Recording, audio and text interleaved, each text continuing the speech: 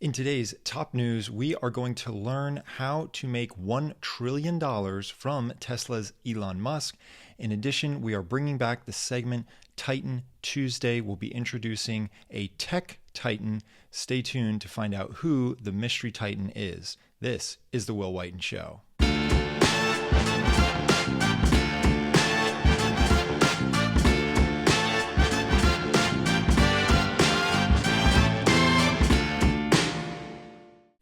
Okay, and today's top story is from CNBC. It reads, Norway's mega wealth fund to reject Elon Musk's $1 trillion Tesla pay package. It says the Norges Bank Investment Management said on Tuesday that it had already cast its vote against Musk's remuneration package as CEO of the carmaker, Tesla. The wealth fund holds a 1.14% stake in Tesla with a value of 11.6 billion US dollars. So, just some background, Norway has a sovereign wealth fund. What is a sovereign wealth fund? That is a pile of money that the government has earned and set aside to then be managed by investment managers that are set by the government of Norway. So their sovereign wealth fund is called this Norges Bank Investment Management, or we'll refer to it as NBIM for short. So this fund is $2 trillion. It is the largest sovereign wealth fund in the world that at least is disclosed, right? Perhaps there's some that aren't disclosed, but as far as the ones that are disclosed, that is the largest. That puts it above ones that are known also from Singapore, China, Abu Dhabi, which are all in excess or near the $1 trillion range. But Norway, as far as we know, is the largest. In the past, this NBIM has voted against Elon's pay packages that were much smaller. So this is not entirely unexpected that they would vote against this $1 trillion package. They released a statement. It said, while we appreciate the significant value created under Mr. Musk's visionary role, we are concerned about the total size of the award dilution and lack of mitigation of key person risk, consistent with our views on executive compensation. So I get it. They're trying to be very rational. They're trying to be reasonable. They say this sounds like a lot of money. And stay with me because I'm going to get into exactly what this pay package is and how long it'll take to be paid out. But they released this statement, and I get what they're saying. They're saying in relation to the size of the company, Tesla has a market cap just over $1 trillion now. And now we're talking about $1 trillion pay package just for the CEO. But I think they're looking, the Sovereign Wealth Fund is looking at this wrong. They're looking at this at Tesla like it's just another company, like it's as if it's like any other company. And disclosure, I hold shares in Tesla, but I think that's a problem because I don't think Tesla's like any other company. Tesla's market cap is larger than all automakers combined. So it can't we can't use simple metrics to compare it when it comes to the valuation of it, when it comes to how it should be managed, when it comes to how the executives should be compensated. I think it is its own thing. You can disagree with me and say, well, these are the rules, and I think this is what the Norwegian Sovereign Wealth Fund is doing, NBIM. I think they're saying these are our rules for investment, and any company that we invest in must adhere to these rules, and we treat companies the same way. And you can do that, but if that's the case, then don't buy Tesla. Don't invest in it if you're going to be that rigid with your rules and try and treat it like every other company. It is far and above a very unique company. It's run by a very unique person. Elon Musk alone, his net worth is estimated at $500 billion. These are numbers that are just unfathomable to most people, even people that are involved in the highest levels of finance. These are insane numbers when you're talking about them in terms of an individual. And I don't think that the wealth fund can apply the standards, which it seems to me that they're doing, in my opinion, that they're applying the standards to this company, Tesla, like they are every other company. I think it's its own thing. And I think, of course, Tesla has key man risk. Of course, any company that has Elon's involvement has key man risk. If Elon, for any reason, were to step back from any of the major companies that he's involved in, it would surely have an amazing, enormous impact on the company's stock price, because he is seen as the driver of all of the companies that he is involved in. He is perceived as the person that is leading the way. It goes on. Let's get into the pay package that we mentioned. It says Tesla's board of directors is asking shareholders to approve a pay plan for Musk that could see him granted almost $1 trillion in stock and expand his voting powers at the company. The full award would be contingent on Tesla hitting certain milestones over the next 10 years. So that's an important point. When people see these headlines and they say, "Oh, $1 trillion pay package," I think that the first thought would be that that is 1 year and that there's no contingencies. Because again, no one is used to seeing numbers like this when it comes to an individual. No one. And when they just see a headline, it's just easy to assume, wow, that's what he's going to get paid in a year as a salary. And because that's the world that most people live in. When they're talking about their pay package, it's just one number. That's their salary for the year. And maybe there's some people that get bonuses, and then maybe there's some more people that get stock, and then maybe some more people that get options. But the base level for most people actually is probably an hourly rate. But then the next step is a salary, a yearly salary. And I think that's how this is often interpreted. And that is not the case. This is over 10 years, and there's several benchmarks, including the company, Tesla, having to hit an $8 trillion valuation. Like I said, it's just over $1 trillion now. So the company's value has to increase 8 times over the next 10 years. In addition to that, millions of cars and robots have to be delivered. So maybe he hits the car goal. The robot goal, that's something, who knows if that'll happen? Who knows if that'll catch on? For those of you that have been watching, Tesla has created these humanoid-looking robots. If you've ever seen the movie I, Robot with Will Smith, that'll give you an idea of what these robots look like. And who knows if that will ever catch on? Who knows if these robots will ever get to the point where they're truly useful in perhaps a home setting, or maybe it'll truly be industrial settings where, where currently people are working very dangerous jobs. Instead, we can have a robot work the dangerous job. Maybe it'll take off in that setting. I don't know. It is a brand new market, and his pay package is dependent on Tesla being essentially a leader in this brand new market. And so this $1 trillion pay package is by no means a given, right? As opposed to what many people will think as, oh, well, if this is approved, he'll get $1 trillion check over the course of 1 year. So now you understand that is not the case. Personally, I don't mind it. I really don't, because the things that Tesla has put out has truly changed the world. All the other companies that he's been involved in have truly changed the world in many ways for the better. They've pushed innovation phenomenally, and so why not? It really doesn't bother me. I view Tesla as a different kind of entity, as a different kind of stock. I view it as an extremely risky one, extremely volatile. I wouldn't be surprised if it completely went to zero one day, but I also wouldn't be surprised if it turned into a $10 trillion stock. I honestly think it could go anywhere. So I'm personally fine with it, but obviously the Norwegian Sovereign Wealth Fund, not fine with it. They casted their no vote, and we'll soon find out what the rest of the shareholders think. So the key clearly to making $1 trillion is, one, create and run Tesla over almost 20 years now, I think at least 15 years.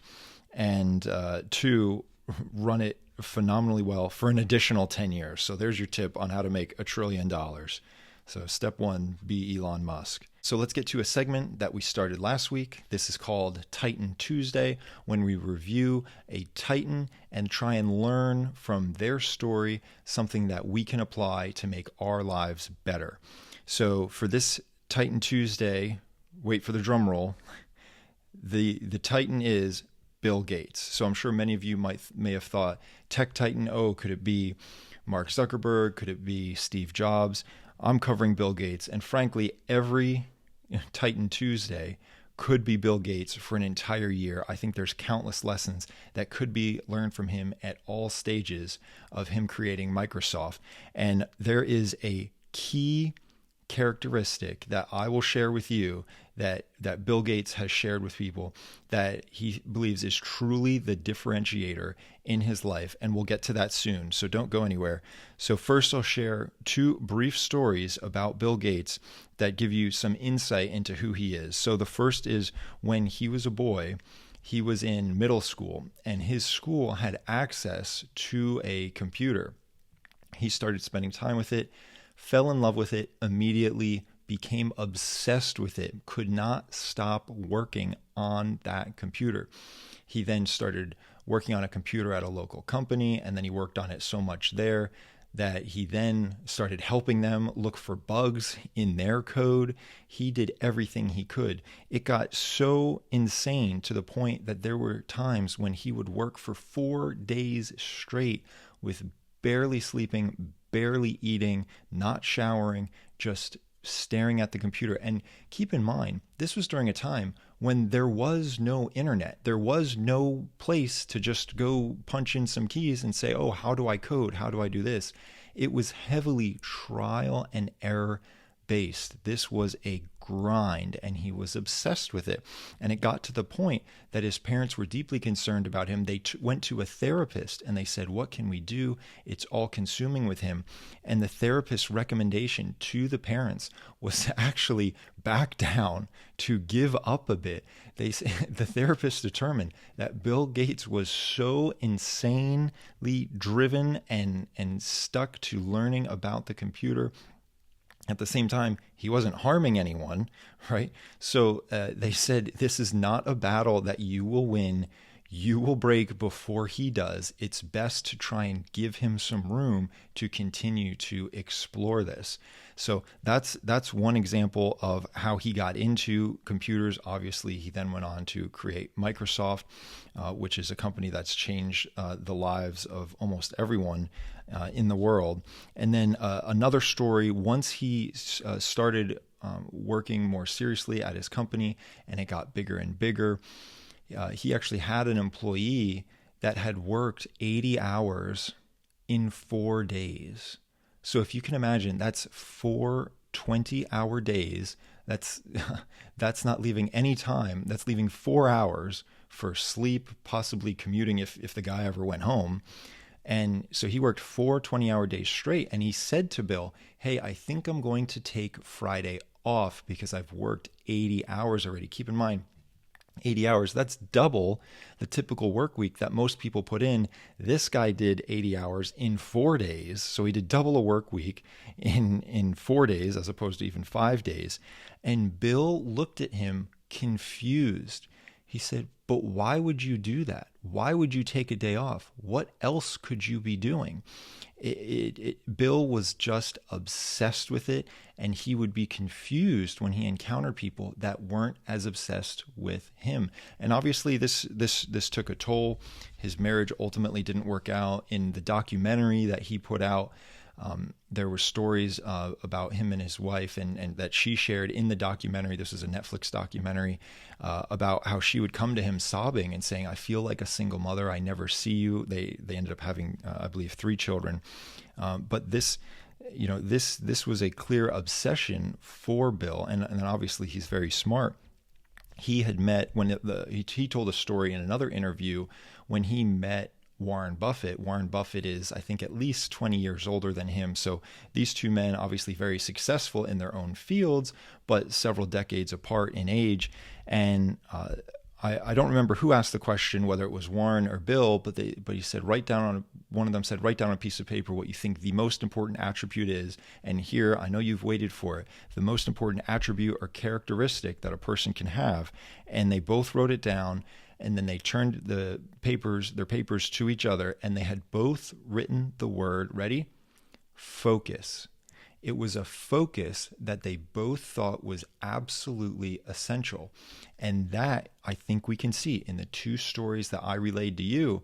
Bill had an intense focus on what he was trying to do. Build amazing software, and then build a company that will be a software factory that will continue to pump out amazing software and have it on as many platforms as possible. And obviously, I mentioned Bill's very smart. He probably has an extremely high IQ. So pairing that together with focus is an incredibly deadly combination. Not actually deadly, but just a very threatening combination when a person with a high IQ and intense focus starts to work at something. Look out! They might accomplish something amazing, as Bill has done. And so what can we do? So I've seen studies before, and I saw an interview. This was a Lex Friedman interview with an author that had done a lot of studies on IQ. And IQ is actually largely determined by our genetics. There's very little that can be done to improve IQ. Having teachers that have graduate degrees teach you doesn't improve your IQ. For the most part, anything that can be done at home doesn't improve the IQ. The one thing that can hurt IQ very badly is poor nutrition when kids are very young, or even when they're infants. So that can hurt IQ, but there's very, very limited things, if any, that can help IQ. And so what we can do is acknowledging that, and let's just take a wild guess and say we don't all have genius IQs. I know I don't. And say, well, what can I do then? Because there's essentially a limit that we all have, and we don't know where that limit is, but IQ is basically a person's processing power, and we all have a limit to that processing power. And so what can we do to maximize the effort that we are physically able to do, that we are genetically limited by our ability to do? And I think that comes back to what both Bill Gates and Warren Buffett say is the most important characteristic, and that is focus. So for example, if you have an average middle of the road IQ of 100 and you're competing in something, whatever it is, whether it's building a company or you're in a sport or you're trying to get better at an instrument, and you're competing against someone that has, say, 130 IQ, if you both apply the same level of focus, it will be very difficult for you with 100 IQ to compete. But the good news is most people are awful at focusing, and we live in a very distraction-intensive world. Think about sports and music and TV and social media and all the different hobbies that you can find yourself in. We live in an incredibly distracted time. And so I think it's important to acknowledge that and ask yourself, how can we be less distracted, such that if you are trying to compete in something in your life's work, whatever you choose that to be, and say you have that 100 IQ, well, you may be competing against people with 120 and 130 IQs, but there's a good chance that they may also not have a strong focus. They may not be applying their full extra IQ points to competing with you in whatever that chosen path is. So the good news for you is, regardless of what your IQ is, regardless of what my IQ is, if we can all work on trying to harness our focus and direct it in the direction that we truly care about, and what we think our life's work is, and what we think will make our life better, and how we can add value to other people, then there's the chance that we can all punch way above our weight class in terms of competition. We can compete with a distracted 130 IQ person if we only have 100 IQ and we are focused. There is a saying that the focused fool can accomplish much more than a distracted genius. So I've said before, I'm comfortable with looking foolish, but I'm not comfortable with looking unfocused. So the takeaway here that we can learn from our Titan on this Tuesday, Bill Gates, is to be focused. And with that said, take a second and focus on clicking the like button and subscribing to this channel to get more business news for high-income households. Have a good night.